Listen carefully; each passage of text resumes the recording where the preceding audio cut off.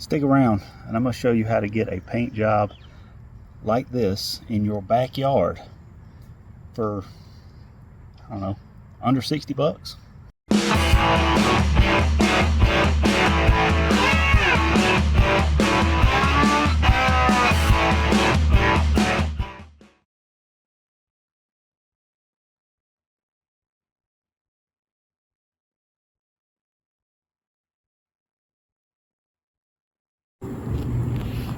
So now that we got the dent out, it's time for the paint.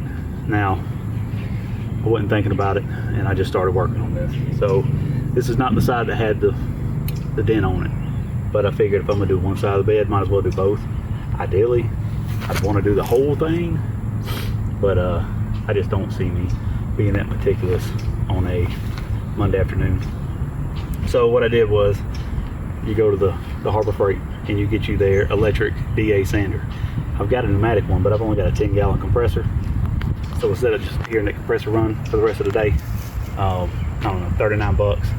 If you wanted to get on the inside club, you can get it for $17.99, but I didn't understand how me paying them an extra 30 bucks to save 15 was gonna really matter. But you know, guy math. So I got the stick and peel Bauer DA sander.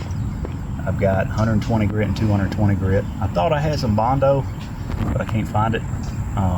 So I was going to touch up the dent a little bit, but it is what it is. It's going to have a little character. Basically what I did was DA sanded the entire panel and top, and you see I got a little deep in some spots. There was some paint defects that were there. I was trying to just feather them out the best I could, but basically I just scuffed up the whole side of the truck with 120 grit. Now I've got some high build primer. I'm gonna go through any bare metal spots. I'm gonna spray it with that high build primer. I've got 220 grit. After that cures, I'm probably just gonna lightly hand sand it, and then we are gonna go with some sort of matte black. We're going for the Batmobile look. So I guess I should have said after I DA sanded, I washed it real good with Dawn dish soap. Why Dawn? One, I use it to get oil off of ducks. And if it's okay for ducks, it's okay for my truck. Two, it cuts oil, cuts wax, takes all those contaminants out of the equation. And then last thing you do before you start throwing paint down, one, you never touch it with your bare hands. Try not to let your sweat drip on it, but wipe it off with some high proof IPA, 91 or better percentage. That'll just remove any further contaminants. So I went a little bit crazy with the primer. Ideally, if you're painting black, you shouldn't have a white primer base, but it's what I had, so that's what we're going to use. I'm about to throw the first coat of matte black on it. Check back in a minute to tell you how it looks. So I lied again. I didn't buy flat black. I bought satin black.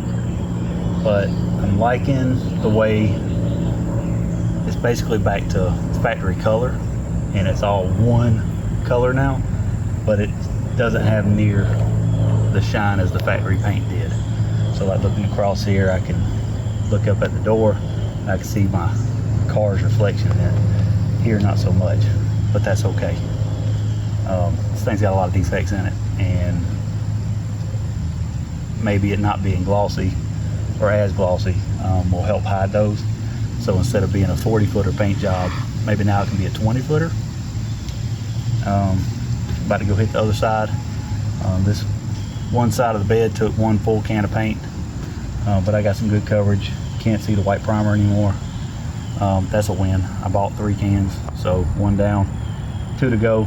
I use another can on the other side, and then I'll use that half a can or that 1 can left to do little half and half touch-ups here and there. See what happens. So I'm calling it a win. We've got a truck bed that's all one color, hiding defects, rust protection, under 60 bucks, and I got a new tool out of it. Even though it's a Bauer electric DA, it's still something I didn't have before. Now I got, like I said, a little under 3 cans. It's $7 a can. The Rust-Oleum satin black. And you know, eventually we'll get around to doing the cab and hood, fenders, tailgate. But not today. Nope, not today.